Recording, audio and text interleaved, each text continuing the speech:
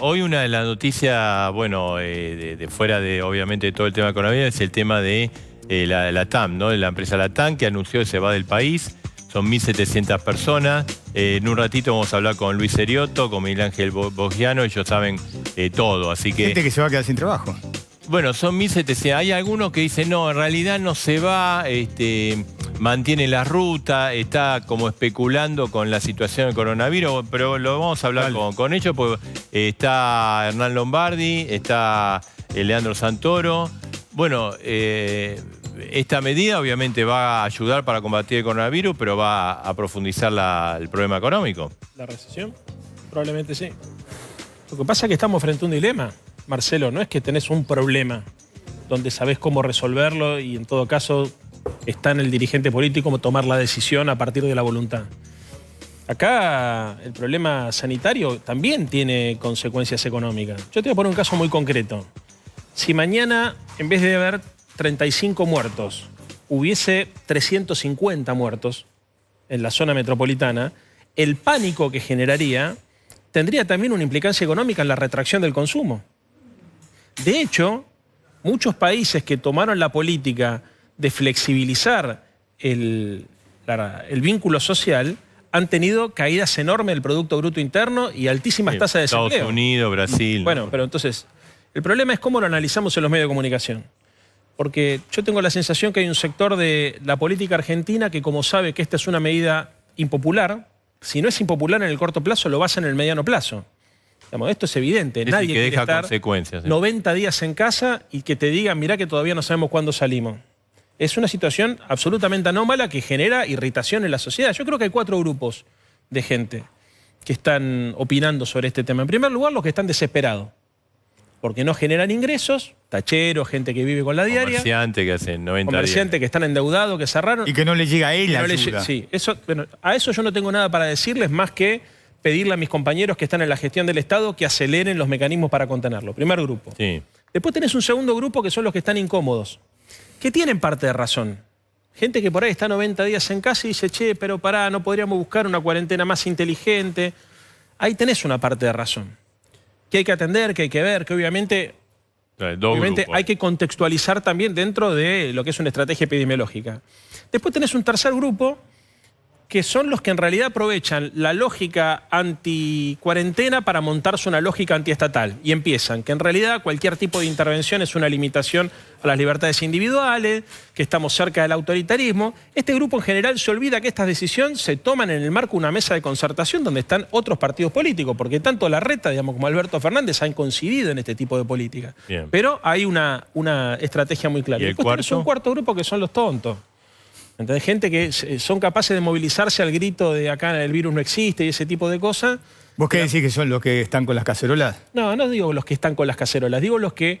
Porque mucha gente está con la cacerola que está podrida de estar en la casa y eso es el grupo que te digo, es tan incómodo, por ahí están perdiendo guita y los entiendo. Digo, gente que se moviliza y que plantea absurdos y que tiene lugar en los medios de comunicación y hay que ser muy responsable. Y en el tercer grupo ubica a Juntos por el Cambio, al PRO, al Más macrismo. o menos, porque vos tenés... A ver, dentro de los que toman la decisión, por ejemplo, uno de los portavoces más claros de la necesidad de preservar la cuarentena es el doctor Quirós. Y es un funcionario de Horacio Rodríguez Larreta. Yo lo escucho a Quirós y la verdad que me saco el sombrero. Porque además tiene la valentía para mirar a la cámara de televisión y decirle a la gente lo que piensa, independientemente de que sea simpático o no sea simpático. Después tenés otros dirigentes de Juntos por el Cambio que se montan más en una estrategia de tipo demagógica de aprovechar el malestar que genera la cuarentena y tratar de identificar ese malestar con la gestión política del presidente de la Nación, haciéndose los sonsos, que en realidad es una decisión compartida en el marco de la ciudad. A ver, Hernán. A nosotros el primer día dijimos que acá tenía que manejarse en algo, y lo hemos escrito, que es el triángulo de la sensatez. Un triángulo tiene 3 lados. El lado de la salud pública, el lado de la defensa del trabajo y el aparato productivo, y el lado de las libertades, el funcionamiento republicano. Hay países que funcionaron de una manera y países que funcionaron de otra. China, ¿hay funcionamiento republicano? No hay. Dieron borilla a 2 lados del triángulo. No compartimos ese modelo. Estados Unidos no le ha dado ninguna importancia a la salud pública. Tiene una catástrofe sanitaria. Nosotros tenemos que ir con los 3 lados del triángulo a la vez. Yo creo que hay deformaciones, creo que hay que pelear permanentemente por el equilibrio, creo que hay una subestimación del daño tremendo sobre la economía, y eso es lo que estamos discutiendo hoy. Hay una subestimación de lo que está pasando. Esto no quiere decir... Entonces ahí surgen las falacias. El que hace estas reflexiones es anti-cuarentena. No. Soy a favor de una cuarentena inteligente. No es que porque haces una observación estás en anti-cuarentena. Segunda falacia. No miren otros ejemplos internacionales. Yo miro Uruguay. Uruguay al día de hoy hay 24 muertos. Y a mí no vas a decir que hace más frío o más calor en Montevideo que en Rosario que en Córdoba. Vamos a poder decir lo que quieras. Yo lo que digo es que hay que evitar el pensamiento único. Ahí discrepo contigo. En el sentido, el que piensa un pensamiento diferente, milita la anticuarentena, no está a favor de la vida. A favor de la vida estamos todos. Estamos todos. Y yo creo que Juntos por el Cambio, los gobernadores, los diputados, los senadores han dado probadas muestras, los que están al frente de los partidos, probadas muestras de un apoyo desde el primer momento. Ahora, es un apoyo crítico. Es un apoyo crítico. Pero ustedes ven que, digamos, el gobierno aprovecha, digamos, como para restringir la... No sé si las libertades o... A mí me preocupa que no funcione el Poder Legislativo con todo plenamente, tendría que funcionar plenamente. Me preocupa enormemente que el Poder Judicial se autoprorrogue una feria, me parece un disparate. Eso desde el punto de vista del lado republicano. Me preocupa desde el lado económico que se hable siquiera de nuevos impuestos y la gente no puede pagar los impuestos. Yo creo que Argentina necesita una reforma fiscal, para ser claro, siempre lo pensamos. Ahora, hablar hoy de nuevos impuestos me suena disparatado. Me suena disparatado que se arregle el tema Vicentín. Supongo que después se hablará bien del tema LATAM. El tema LATAM no hay que mirar los 1.700 empleos directos. Yo he trabajado buena parte de mi vida en turismo, en políticas públicas en turismo. Por lo menos yo te aseguro que se caen 20.000 empleos más de todo lo que significa al turista que lo llevabas. Ahora, pero ¿cuál LATAM es transmitió 2.400.000 Era el fondo de la cuestión que usted dice. Sí. ¿Que se aprovecha el coronavirus para hacer estas cosas? Yo creo, a mí me preocupa el problema político. Vamos al tema Vicentín, que es un tema clarísimo. El tema Vicentín, si vos me decís, Sí, la empresa estaba mal, Sí, pero... si me decís la empresa estaba mal, yo ese argumento lo puedo discutir. Señor presidente, mande una ley de expropiación, pero no mande un decreto para intervenir la empresa. Y ahí me preocupa el contrabando ideológico. Que digan, acá el problema era...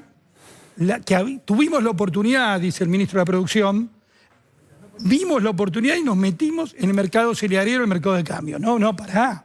Una cosa es una empresa que tenía problemas y otra cosa es que ya ahí te hago un contrabando ideológico. A ver, Santoro, sí. Bueno, Hernán mira a Uruguay, yo miro Chile y Brasil, ¿no es cierto? Bueno, por eso. Donde también ahí son países limítrofes con nosotros y la verdad la emergencia epidemiológica es terrible al punto tal de que en Brasil hay fosas comunes. Entonces es cierto que cuando vos tomás una decisión del orden de establecer una cuarentena, afectas la economía. Una economía que ya venía afectada básicamente por 3 años de recesión económica. Una economía que además tiene la dificultad de que el mundo se está cayendo y entonces es difícil imaginarse un plan de reactivación en el corto plazo cuando tenés que asistir a las empresas y a las personas con un esfuerzo fiscal enorme. Yo creo que hay que ser honesto y ser conscientes que a las personas uno le tiene que decir, tiene 2 alternativas, o le dibuja la realidad para tratar de llevar agua para su molino, o tiene el coraje que tienen los grandes estadistas y que han tenido los grandes estadistas y se tiene que bancar las consecuencias de lo que opina. El presidente de la Nación se banca las consecuencias de lo que opina. Hoy recién, en la entrevista que hacían referencia a ustedes, le preguntaron por la dificultad económica y él dijo, si yo tengo que elegir entre defender la vida y defender la economía, voy a defender la vida. ¿Saben por qué? Esencialmente porque además, defendiendo la vida, también defiendo la economía. No significa esto que no haya plan económico, no significa esto que no haya un esfuerzo fiscal, no significa esto incluso que no nos preocupa, al contrario, nos preocupa muchísimo. Pero yo te voy a poner un caso concreto para que se entienda. Mañana se levanta la cuarentena. El sector más acomodado de la sociedad, que en general suele ser el que tiene capacidad de comprar una casa, un auto, invitar a la familia a cenar, en general suelen ser personas de arriba de 55 o 60 años. ¿Vos crees que el comportamiento de esos actores económicos va a ser igual que antes de la pandemia?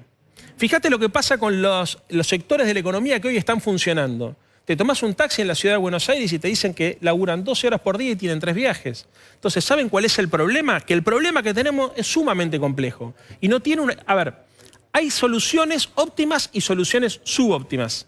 Nosotros nos tocó gobernar en un momento donde las soluciones que tenemos para ofrecerle a las argentinas y a los argentinos son todas subóptimas. Todas tienen problemas. Vos tomaste una decisión, arreglaste por acá y se te descompuso por allá.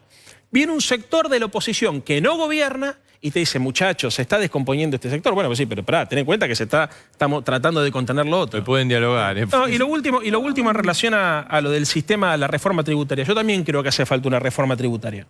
Y creo que esa reforma tributaria se tiene que dar en el marco de la discusión de un sistema fiscal, de un sistema de distribución social y de un sistema productivo. Ahí yo también veo un triángulo con otros lados del triángulo que mira Hernán. Porque para mí lo más importante acá es pensar un proyecto de país donde la gente queda adentro, donde fundamentalmente el esfuerzo fiscal se le pida a aquellas personas que tienen capacidad de ahorro, pero no capacidad de ahorro para comprarse un departamento de 3 ambientes. Estamos hablando de sectores que acumulan muchísimo dinero, que en general han fugado a las sociedades offshore, que se han tenido los blanqueos económicos. Estamos hablando del sector de la población, no que tiene la posibilidad por ahí de ir a veranear afuera, tomar un avión a Miami. Estamos hablando de gente que tiene más dinero del que puede gastar, que en general ha contratado a grandes estudios contables para blanquear impuestos y para evadir impuestos. Pero... Primero para evadir y después para blanquear. Y ese sector es el que en todo el mundo, termino con esto, Hernán, en todo el mundo, en todos los países capitalistas que nosotros admiramos, inclusive, por ejemplo, la mayoría de los países de la Unión Europea y también el Reino Unido, están pensando en pedir un esfuerzo fiscal extra. Yo creo que ese esfuerzo fiscal, ¿sabés para qué tiene que estar? Para pensar un programa de reactivación económica cuando esto empieza a pegar la curva. Ya preso. A ver, Pero, a ver, ¿no? acá en Argentina hay 6 millones de personas que trabajan en relación de dependencia. Y otros 3 millones que son monotributistas, que tienen, como su nombre lo indica, de vez en cuando factura, de vez en cuando no factura, por tanto es una actividad intermitente. Yo creo que hay una mirada claramente para la salida de la crisis y para el durante, que esos 6 millones de personas son el núcleo de aparato productivo en la Argentina. Se han hecho algunas cosas. Yo lo primero que hay que hacer es, se hicieron la asistencia al trabajo y la producción, pero no hay una mirada claramente para el sector productivo. Se nos está cayendo a pedazos en la cara. Nada más que mirar lo que pasa. Bueno, yo obviamente conozco el sector de las industrias culturales, el turismo. Bueno, un sector es el más afectado. Pero no es en el mundo. Pero no es el único. En el mundo, vos fíjate, 10% de caída del producto en no te he Europa. interrumpido. No, a mí me parece que hay una insuficiente mirada al momento que estamos viviendo. Muy insuficiente. Nosotros tenemos que mirar cómo administramos la crisis y cómo ponemos los incentivos para la salida. Acá vos tenés que pensar que el emprendedor, que siempre el sector privado fue débil en la Argentina, hoy se puede retraer del todo. ¿De qué vamos a vivir después cuando termine esto? ¿Queremos vivir con más Estado? Por eso las señales son malas. La señal de Vicentín es pésima. La señal de hablar de nuevos impuestos es muy mala. Ahora hablamos de Vicentín, si quieren, que es un debate apasionante. Pero algunos números, porque se habla de que nos desentendimos. Nosotros, a diferencia de lo que le pasó a otros gobiernos, nos ocupamos de la oferta y de la demanda de la economía. No solamente de la demanda. Uno podía suponer llega un gobierno de corte peronista, se ocupa solamente de la demanda. No, se ocupa de la demanda y la oferta. 8.7 millones de IFE.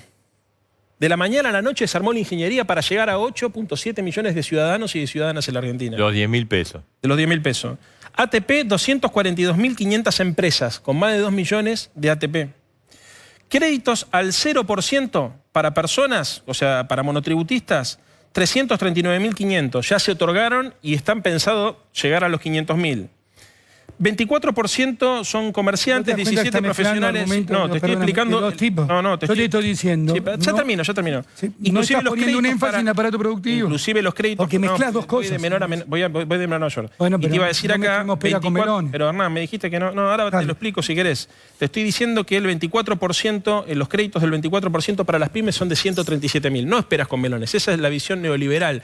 Cuando uno atiende también la demanda y le pone le pone plata en el bolsillo a la gente, eso son políticas contracíclicas que generan consumo. El gran problema de la Argentina de los 4 años de la gestión anterior es que le sacaron la plata del bolsillo a la gente y eso depreció el consumo y eso provocó que en los 4 años del gobierno promercado más importante, digamos, de los últimos años de la Argentina, la inversión extranjera decayera. Entonces, ¿qué es lo que se trata acá? Yo coincido en algo que dice Hernán. Hay que pensar un nuevo contrato social alrededor de un proyecto de país. Ahora, en este contexto, donde se está incendiando la casa, donde el problema que tenés es que la gente no morfa, suponer que nosotros podemos, por ejemplo, aplicar un programa de reactivación económica del estilo que él dice es no entender lo que está sucediendo. Cuando vos planteás, por ejemplo... Todavía no dije nada, te felicito, pero no dije nada. Sí, pero igual te vengo escuchando. Me gusta que me sigas porque por supuesto, sos una persona inteligente, como no te iba a seguir. Y además le presto atención a los argumentos también de la oposición porque tiene parte de verdad. El problema acá son los tiempos políticos. Acá hay que entender que de la mañana a la noche el Estado argentino tuvo que hacer un esfuerzo fiscal enorme, casi duplicar la base monetaria. Hemos logrado incluso lo impensado, que economistas ultraliberales como Melconian salgan a decir que era la única alternativa posible.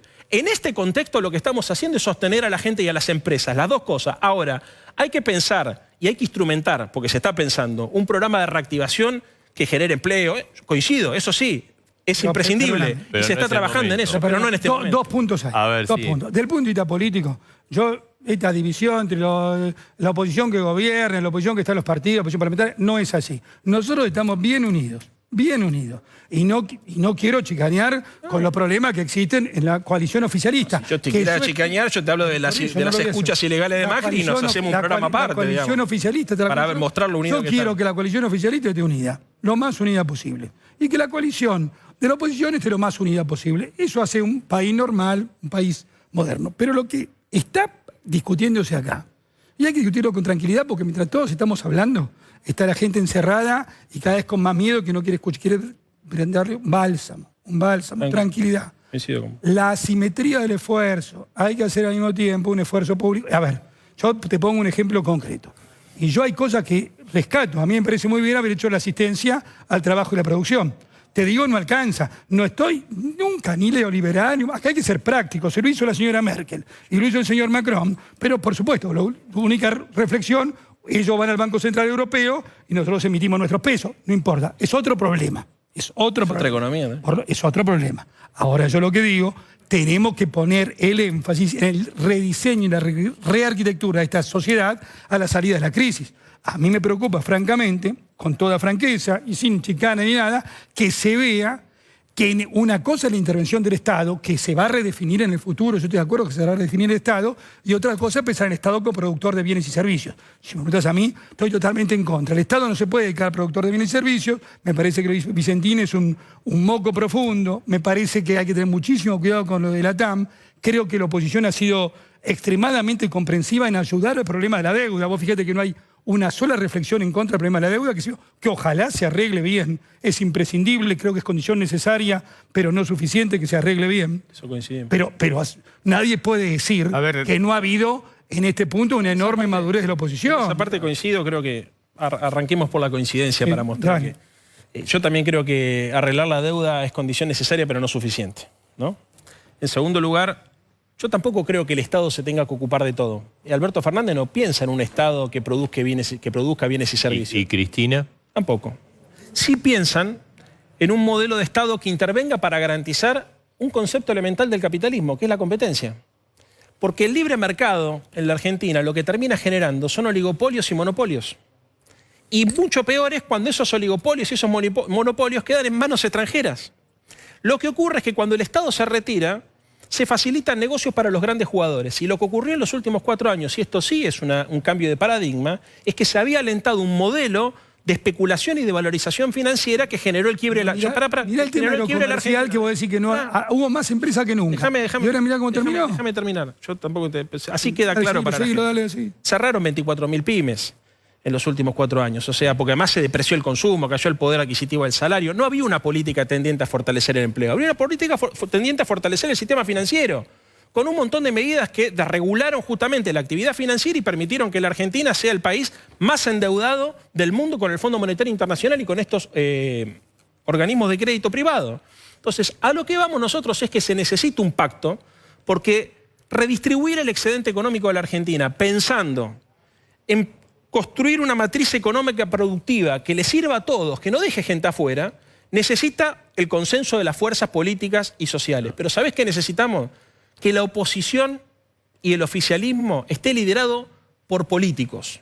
El problema es cuando vienen los CEOs de las empresas privadas y desembarcan en el Estado y gobiernan con un Excel para favorecer a sus patrones anteriores. ¿O te referís al partido de Hernán? O por lo menos a un sector del partido de Hernán, que además creo que fue lo que provocó justamente el quiebre de la matriz productiva en la Argentina, 3 de 4 años. A ver, ¿y hoy considerás quién lo lidera? Yo creo que está en una disputa. Creo que Hernán, por lo que tengo entendido, forma parte de un grupo con Patricia Bullrich, está más cercano a Macri. Y después hay otro sector, que es un sector que, si bien no ha roto, que marca diferencias, que es el sector que gestiona, donde obviamente Horacio Rodríguez Larreta tiene y otros compañeros tienen otra función y han demostrado además mucha solidaridad con el gobierno nacional que nosotros reivindicamos. O sea, esto que estamos haciendo, miren, lo último. Si no hubiese sido por el acuerdo entre Larreta, Kicillof y Alberto, hubiese sido impensado que la Argentina, con el solo anuncio de la necesidad de la cuarentena, se hubiese guardado lo que se guardó. Porque en otros países del mundo se tuvieron que acumular los cajones de cadáveres en las morgues para que la sociedad tenga conciencia de que había que guardarse. Si el mensaje fue tan poderoso y logramos, como decía hoy el presidente, este logro colectivo de haber evitado que la curva explote, fue como consecuencia de que la política tomó la decisión de mandar un mensaje unificado. Esa foto de Kicillof, Larreta y Alberto expresa muchísimo. Nosotros creemos que hay que cuidar esa foto y obviamente también marcar las diferencias que son sanas, porque no estamos hablando... Usted quiere responder, después quiero hacer una pregunta. Efectivamente, la oposición fue extraordinariamente generosa y lo sigue siendo. Por eso no se merece estos ataques de dividir entre réprobos y elegidos. Es la tendencia permanente del peronismo de buscar una hegemonía quebrando la oposición. Y no lo estoy inventando yo, es una historia permanente, una búsqueda hegemónica, por lo tanto es ofensivo cuando desde el mismo... Macri lo primero que hizo fue tratar de dividir el peronismo. No te interrumpí ni una vez. Es verdad. Es ofensivo cuando se dice de la mesa presidencial, están acá los buenos, los que gobiernan, y están los malos. Y yo la verdad que admiro mucho a Horacio. ¿Usted está en los malos? No, que no hay buenos y malos, no hay buenos, por favor. Acá lo que hay es una fuerza política que intenta hacer... Bueno, porque cuando Macri, lo primero que hizo Macri cuando fue presidente no me interrumpas más, te pido por favor. Llevárselo a Massa a Davos. Te pido por favor, no me interrumpas más. Con respeto. El señor Massa había de una tercera lista, así que no es lo que estás diciendo. No, trabajaron para dividir el peronismo. No, ya había ido dividido, entonces no inventemos cosas. ¿Había ido dividido o no? Eran 3 listas, no 2. Sí, entonces no quiso dividir. Trabajaron para dividir la oposición todo el tiempo. Entonces, es más, le infiltraron agentes de inteligencia, inclusive han trabajado ustedes para dividirse ustedes mismos. Puedo seguir. Sí, por supuesto. Entonces, si trabajamos para dividirnos, para hacer menos. Lo que yo digo, acá hay una alternativa seria, que por supuesto aspira a gobernar, que apoya, que a veces, porque sabe que el desafío es muy complicado, pero somos ante todo serios. Somos ante todo serios porque cuidamos las libertades, cuidamos la república, cuidamos todo, cuidamos el aparato productivo. Tenemos un matiz muy claro que hay que defender el aparato productivo con más énfasis. Insisto, el tema Vicentino es un asco, el tema hablar de nuevos impuestos es un asco, el tema de la senadiputada, no sé qué se metió a decir, ahora, vos fíjate el mecanismo, primero te paro el país. No digo que lo haga todo el mundo, pero existe, hay que desmentirlo. Primero no te dejo laburar. Después te ayudo con la asistencia al trabajo de la producción. Pero a esa que está me quedo con una parte de tu empresa. Digamos, eso se dice, hay que cortarlo de sano. A mí me parece una buena recomendación al presidente. Cortemos este disparate rápido. No puede decir el ministro de la Producción que Vicentín lo usa para intervenir en los mercados de cereales y el mercado de cambio. No, pues está mal. Mirá, no está bueno hablar de se ideologizan. La soberanía alimentaria, no. Si era una empresa con problemas, mandó una ley de expropiación y que pase por la Cámara de Diputados, por la Cámara de Senadores. Pero no la soberanía alimentaria. ¿Usted piensa que lo quieren meter preso a Macri? Porque en una semana le hicieron todo. Yo tengo el temor que después de una reunión que hubo hace 4 semanas, muy dicha por los medios de comunicación entre el presidente de la Nación y la vicepresidenta, hay una radicalización del discurso antiopositor que convive además con la agudización de la crisis. A mí lo que me preocupa es que se lance globo de ensayo. Quiero creer que en las próximas semanas no se sigan lanzando bombas de humo para disfrazar el problema principal que tenemos los argentinos, que estamos encerrados, que estamos tratando de ayudarnos lo mejor que podemos entre todos, pero que estamos con enorme nivel de angustia y no busquemos globo de ensayo para disimular la crisis. Respetándolo, Hernán, por supuesto, pero creo que hay una cuota de cinismo muy fuerte. Si hay un proyecto político que destruyó el aparato productivo en la Argentina, fue el proyecto político que encabezaba el presidente Macri. Si hubo un proyecto político que atentó contra la idea de república en la Argentina, fue el del presidente Macri, que tenía una mesa judicial y que tenía montado un aparato de investigación para hacer espionaje y extorsionar incluso a sus propios compañeros. Vos, Hernán, en ese listado por ahora no aparecés, pero hay otros compañeros tuyos que sí aparecen. ¿Extorsionado? No lo sé, tal vez eras parte de otro grupo, digamos, del grupo de los que no se necesitaba espiar. No, al revés, porque está Patricia Bullrich, que tampoco es ninguna salame, pero no estaba en ese grupo, otro grupo sí. Y eso tiene poco de republicano. Entonces, y podríamos seguir con el intento de meter jueces por decreto, el intento de intervenir el Partido Justicialista, por ejemplo, a partir de una tramoya que habían hecho en su momento y tuvieron que volver atrás. A ver, lo que no se puede ser es cínico. La Argentina es un país de una democracia periférica en el mundo, que tiene un sistema de partidos débil, donde los dirigentes políticos en general tienen cierta pereza intelectual y a la hora de proponer ideas y de alternativas optan muchas veces por el camino fácil de la chicana y del obstruccionismo. ¿Nosotros qué es lo que queremos? Que efectivamente hay que construir un gran consenso social alrededor de un modelo de crecimiento y de desarrollo. Lo que pasa es que se necesita... Que hoy los jubilados la añorarían. Y por favor, tráiganme... Sí, 20 puntos perdieron con los jubilados. 20 puntos perdieron. Aparte no me vas a hacer a mí cargo de las toneladas de piedra. Es como que yo te haga cargo a vos, por ejemplo, de que hayan matado a Rafael Nahuel. Por ejemplo. Yo no haría eso a pesar de que sos socio de Patricia Bullrich. No diría eso. Ahora, vos no me hagas cargo a mí y tirar las piedras que no las tiro. Orgulloso de nuestra política de seguridad. Sí, bueno, andá a decir a la familia de Rafael Nahuel todavía, ¿no es cierto? Que lo mataron los prefectos y no hubo justicia en ese caso. Hasta ahora, viste, mirá qué república linda. No, yo también, pero no me hagas cargo a mí de tirar piedra. En mi vida tiré una piedra contra un policía y lo repudié en su momento. Ahora, lo que estamos hablando son de modelos económicos y modelos políticos. El modelo económico y el modelo social. La seguridad. El modelo político, económico y social del macrismo no se escucha. El modelo social, económico y político del macrismo se vio en estos 4 años. Llegamos al absurdo, hablan de defender la propiedad privada. Durante los 4 años del macrismo, sin pandemia, perdieron plata Molinos, Arcor y La Serenísima. Entonces no era el gobierno de los ricos. Destruyeron el mercado interno. A ver, Hernán. Entonces no era el gobierno de los ricos. Nosotros, obviamente... Algunas empresas de ustedes... Lo que yo quiero decir es con todas las dificultades, con todo... Acá hay una Argentina que tiene voluntad de cambio. Que tiene voluntad. Y hay un statu quo. Hay un statu quo y la Argentina tiene voluntad de cambio. Que a veces se equivoca, que a veces acierta, pero que tiene una enorme voluntad de cambio. En cambio, hace 70 años que estamos estancados y cada día nos estancamos más. Entonces, hay una voluntad de cambio.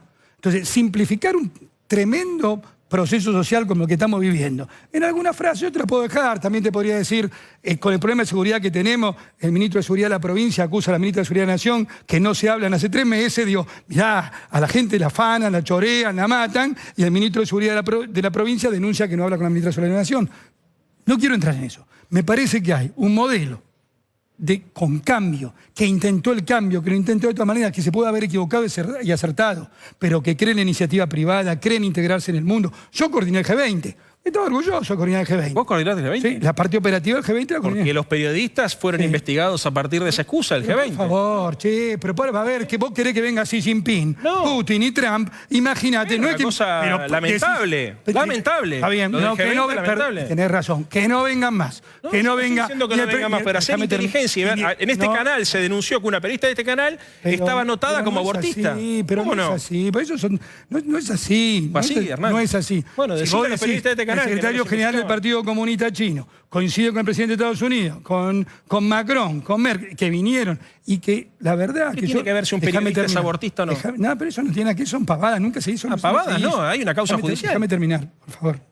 Acá la única que tiene, con respecto a ese tema, que también, la única que tenía carpeta espiando gente era la expresidenta en su casa de Calafate. No aparecieron en esa carpeta. Sin embargo, sí aparecieron las carpetas de ustedes, en el teléfono de Araque y el teléfono de la mujer, en la causa que lleva adelante Villena. Que se investigue, que se investigue. Pero lo investigaron a Santilli y a Larreta, Hernán. Que se investigue lo que Una vergüenza. ¿Puedo terminar? Yo estoy orgulloso entonces de un modelo abierto al mundo, un modelo productivo, un modelo moderno, que evidentemente tiene que tener mucho más integración, con una fuerte iniciativa del sector privado, que tenga incentivos. Reivindico que tiene que haber un rol del Estado, nada ni neoliberalismo ni pavadas, nada, no lo pensás, nada.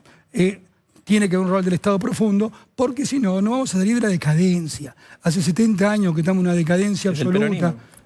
Ponele, a lo mejor, bueno, vos... yo vengo del radicalismo, pero me parece muy ¿Vos crees que Alfonsino hubiese estado de acuerdo con esa definición? Sí, totalmente. No sabés lo que estás diciendo. Jamás lo ha declarado en más de una oportunidad. Al país lo destruyeron los golpes militares y los conservadores que se hicieron cargo del manejo de la economía. Eso era el discurso de Raúl. Muy aleccionador del doctor Alfonsín. Dice, yo te recomiendo miles. Vos fuiste en contra de Alfonsín. Es imposible. Vos cuando eras militante radical fuiste en contra. Es imposible discutir con un populista, porque te cambia. El video del doctor Alfonsín. Recomiendo a toda la audiencia. Y hay unos videos hablando de Carrió también muy interesantes. Discutir con un populista porque cambia de argumento, pero cuando dice una cosa se va. ¿Vos crees de verdad que el problema de la Argentina es el peronismo, Hernán? No, yo no dije eso, yo dije el populismo.